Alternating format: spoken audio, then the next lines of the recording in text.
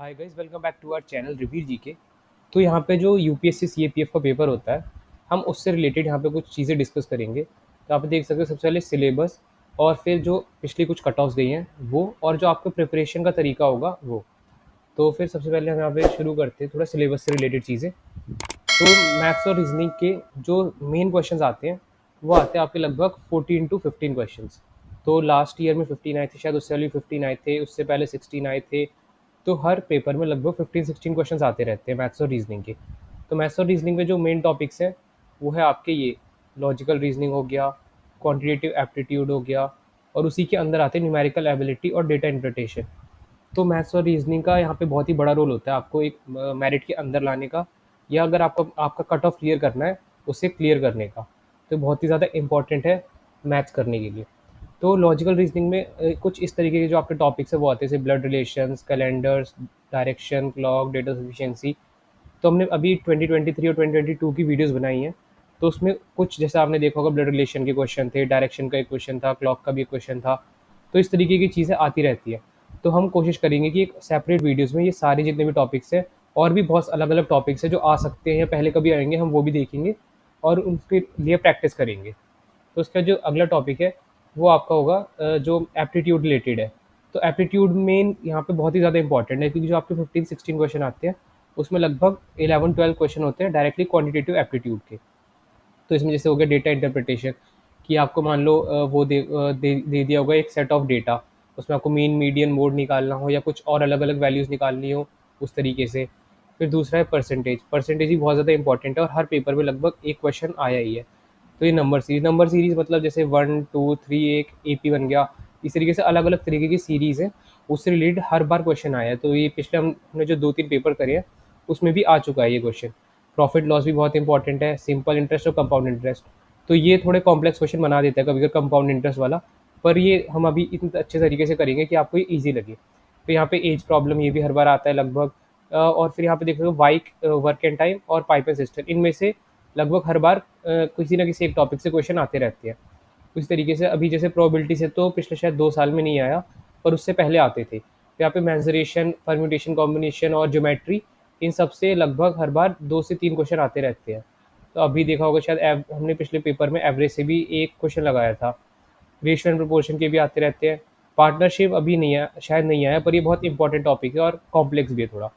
फिर स्पीड और टाइम, और यहाँ पे क्या आता है स्ट्रीम बोट प्रॉब्लम्स, ये भी बहुत ज़्यादा इंपॉर्टेंट है। ये शायद पिछले पेपर में एक एक दोनों सेट से आ चुकी है, तो ये भी इंपॉर्टेंट है। और मिक्सचर और एलिगेशन आपका शायद रेशियो प्रोपोर्शन से रिलेटेड एक टॉपिक है, तो ये भी बहुत बार आता है पेपर में। तो हर पेपर में जैसे मैंने बताया यहाँ पे लगभग 14 से 16 क्वेश्चन आते रहते हैं, तो यहाँ पे 13 है। तो और ये इतने ज़्यादा इंपॉर्टेंट है कि 26 से 32 मार्क्स आपको इंक्रीज करवा सकते हैं। तो आपका जो पेपर होता है वो उसमें होते हैं 125 क्वेश्चन। तो 125 में से लगभग 15 क्वेश्चन अगर आप मान के चलो मैथ्स के हैं, मैथ्स और रीजनिंग के हैं, तो आपके ये ऑलमोस्ट क्या कहते हैं 30 मार्क्स आपको दिला सकते हैं। और ये क्वेश्चन बहुत ही सिंपल होते हैं, इनमें कोई भी कॉम्प्लेक्स नहीं होता। अगर मान लो आपकी मैथ्स और जो रीजनिंग है ये अगर वीक भी है, तो फिर भी हम ऐसा ट्राई करेंगे कि आप भी लगभग 12-13 क्वेश्चन के आसपास अटैम्प्ट कर लो, और मतलब करेक्टली अटैम्प्ट कर लो, तो आपके 24-26 मार्क्स बन जाए। और अगर आपकी मैथ्स बहुत ही ज़्यादा मतलब स्ट्रॉन्ग है पहले से ही, तो आप आराम से इस पेपर में 14 to 15, मतलब हर बार लगभग एक ही क्वेश्चन ऐसा होता है जो थोड़ा कॉम्प्लेक्स होता है, वरना बहुत ही सिंपल क्वेश्चन आता है। तो आप इजीली 28 और 30 मार्क्स स्कोर कर सकते हो। तो हम मतलब दोनों का ही बेस्ट ट्राई करेंगे कि जो बेस्ट है वो आ जाए। फिर हम यहाँ पे देखते हैं जो पिछले कुछ टाइम की, पिछले जो 4-5 पेपर हुए उनकी कट ऑफ्स क्या गई हैं। तो यहाँ पे जो 2022 का है उसकी अभी कट ऑफ आ चुकी है, बट 2023 का जो रिसेंट हुआ था उसके अभी इंटरव्यूज भी बचे और फाइनल कट ऑफ भी आना बाकी है, तो उसकी अभी आई नहीं। तो हम 2022 का देखें, तो जो फर्स्ट पेपर है मतलब 250 मार्क्स वाला जो आपका है, 250 में से आपकी मिनिमम 135 मार्क्स आने चाहिए। तो 135 मतलब आपको लगभग लगभग 68-69 क्वेश्चन करेक्ट करने हैं। तो 69 करेक्ट करने हैं, उसमें से अगर आपके 15 यहीं पे 69 में से अगर मान लो आपको 50 नहीं हो जाते हैं, तो 54 क्वेश्चन बचेंगे।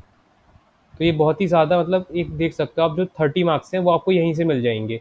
आपको सिर्फ 100 और 105 स्कोर करना है पिछले मार्क्स, पिछले पेपरों से। पर उसका आप ये देख सकते हो जो फाइनल मार्क्स है वो है 345 ओवरऑल।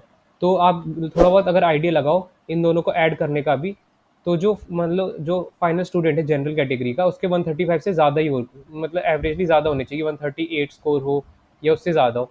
तो आप कोशिश करना जितना बेस्ट का बेस्ट हो सके आप उतना देना, ताकि आप मेरिट में भी आ जाओ और मेरिट में ऊपर भी रहो, ताकि आपकी चॉइस है, प्रेफरेंस है, उसके अकॉर्डिंग आपको जो भी आपको जॉब चाहिए वो मिले। फिर यहाँ पे जो 2021 का इसका कट ऑफ और भी थोड़ा ज़्यादा गया था, 138। तो ये पिछला मतलब जो पेपर थे वो थोड़े ईजी थे, मतलब बाकी पहले के कंपैरिजन से।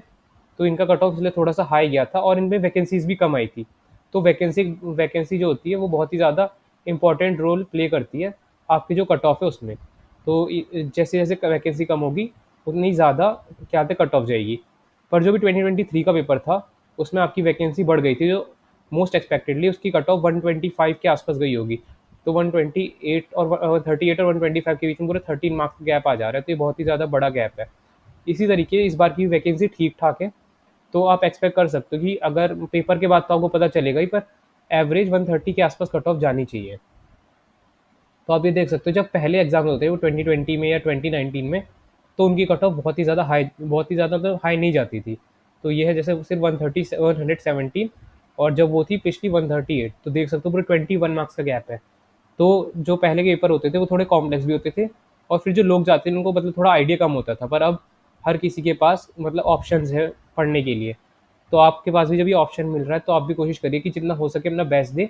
और यहाँ पे जो उसके बाद की कट ऑफ भी वो भी ऑलमोस्ट सेम है, 117.34, 117.60। तो जो दोनों बार की कट ऑफ है वो ऑलमोस्ट सेम गई है। तो आप ये देख सकते हो हमने पहले इसका जो 20 प्रीवियस ईयर क्वेश्चन है मैथ्स के वो लगाना शुरू कर दिया। यहाँ पे 2023 का अपने वीडियो डाल दिया है, और अब तक शायद 2022 का भी चला गया होगा। और हम अपने चैनल पे जैसे अपनी बायोलॉजी, इकोनॉमी और भी अलग अलग सारे जितने प्रीवियस ईयर क्वेश्चन है वो भी लगाएंगे, और प्रीवियस ईयर क्वेश्चन है वो लगाएंगे, और जो एन है वो भी लगाएंगे, क्योंकि जो 2023 का पेपर था उसमें एन से लगभग 10 to 15 डायरेक्ट क्वेश्चन आए थे, एकदम ही डायरेक्ट, मतलब सीधा लाइन टू लाइन। और बहुत से मतलब ऐसे होंगे, मान लो 20 to 25 क्वेश्चन कुछ ऐसे होंगे, अगर आपने एन पढ़ी होती तो आप वो भी बहुत अच्छे से कर लेते। तो मान लो आप देख सकते हो। और जो 15 मैथ्स है वो तो है ही अलग। तो ये आराम से आपके ऑलमोस्ट 50 क्वेश्चन हो जा रहे हैं। तो अगर 50 क्वेश्चन का मतलब आपका हो गया 100 मार्क्स, तो आपको फिर जो एडिशनल नॉलेज है या अलग अलग सोर्सेज से नॉलेज है वो इतनी ज़्यादा ज़रूरत नहीं है, अगर आप एन कर लोगे और PYQs लगा लोगे और मैथ्स का अपना थोड़ा प्रिपरेशन कर लोगे उसके बाद।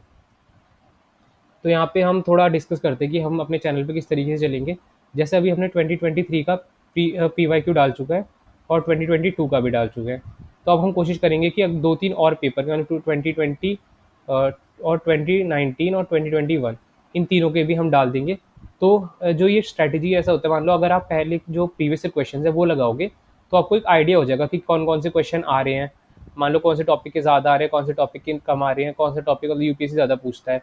फिर इनमें मान लो जो भी आपके ऑप्शन होते हैं, मान लो बायो से रिलेटेड या ज्योग्राफी से रिलेटेड, उसमें भी बहुत उस ज्योग्राफी या पॉलिटी से रिलेटेड वो ऑप्शंस के बारे में भी आपको बहुत डीपली देखना है। क्योंकि वो बहुत बार यूपीएससी ऐसा करता है कि जो ऑप्शन यहाँ पे एक पेपर में होता है वो नेक्स्ट ईयर मेन क्वेश्चन बना देता है उस ऑप्शन से। तो आपको ये बहुत ही ज़्यादा अच्छी तरीके से देखना है कि कौन कौन से क्वेश्चन आ रहे हैं और कौन कौन से ऑप्शन है। तो हम यहाँ पे ये पहले पेपर लगाएंगे। फिर पेपर के बाद हम जो मेन टॉपिक है, मान लो लगभग लगभग जिनसे हर बार क्वेश्चन आता है, ऐसे हम ट्राई करेंगे कि 15-16 टॉपिक्स ढूंढ लें और उनको बहुत ही डीपली पढ़ेंगे। कि अगर आपको उनमें से मान लो अगर 5-6 क्वेश्चन डायरेक्टली मैच हो जाते हैं तो आपके सारे के सारे सही हो। और भी हम कोशिश करेंगे जो बाकी PYQs है वो भी अच्छे से लगा लें, ताकि आप इस मैथ्स के जो भी मैथ्स के क्वेश्चन आएंगे इस पेपर में, उसमें आप ऑलमोस्ट 30 मतलब 15 या 16 क्वेश्चन में से आप 30 प्लस स्कोर कर पाओ। और हम जो बाकी वीडियोस बना रहे हैं, जैसे अभी देखा बायो का, हम आगे इकोनॉमी डाल चुके हैं, और उसके आगे अभी हम कोशिश करेंगे बाकी फिजिक्स, केमिस्ट्री और जो पॉलिटी है उनको भी पॉलिटी के हिसाब से अच्छे से करवा दें। तो उससे भी आपका बहुत ही ज़्यादा स्कोर का इम्प्रूवमेंट होगा। तो इस वीडियो के लिए इतना ही। अगर आपको अभी मतलब कोई भी ऐसा डाउट है सिलेबस से रिलेटेड, मैथ्स और रीजनिंग के, या फिर आपको कोई और अलग डाउट है अलग अलग सब्जेक्ट से रिलेटेड आप कैसे प्रिपेयर करना है, तो आप वो कमेंट डाउन कर सकते हैं। और हमारा जो टेलीग्राम चैनल है उसको ज्वाइन कर सकते हो, उसका लिंक डिस्क्रिप्शन में दे रखा है, वहाँ भी जाके पूछ सकते हो अगर आपको कोई डाउट होगा। और अगर आपको ये वीडियो अच्छा लगा हो तो आप लाइक कर दीजिए और चैनल को सब्सक्राइब कर देना। और आप कोशिश कर सकते हो कि जितना जितने जितने ज़्यादा आप मतलब प्रैक्टिस करते रहो अपने मतलब मैथ्स के प्रीवियस ईयर की, या कुछ भी नए नए टॉपिक्स उठा के देखते रहो, तो बहुत ही ज़्यादा इंप्रूवमेंट आपको फील होगा और आप सारे के सारे क्वेश्चन कर पाओगे। तो फिर मिलते हैं अब आपको नेक्स्ट वीडियो में। तब तक के लिए जय हिंद।